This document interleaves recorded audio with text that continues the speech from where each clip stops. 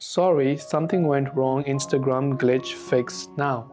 So if Instagram says something went wrong, now in some cases that could sometimes just be an internet connection issue. So if you're using Wi-Fi, you can try to switch a cellular or vice versa and see if that actually helps you solve the problem. If that doesn't, just long press the Instagram app. If you're using on Android, tap this I button, which is the information icon, to come to your app info page. Then from here you can go to storage and you can clear the cache files and clear the data, and this setting will only be found on Android, so on iPhone you have to uninstall and reinstall the app. Go to your Play Store or your App Store, search for the Instagram app and check if it has an update, and if it does, then you want to simply make sure to update it to the latest version.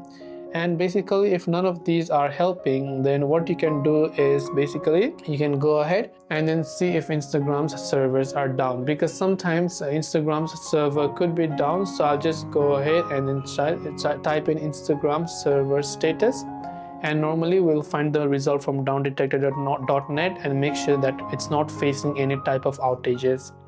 Hope this video helped you out. Thanks for watching. Do subscribe for more tips and tutorials such as these.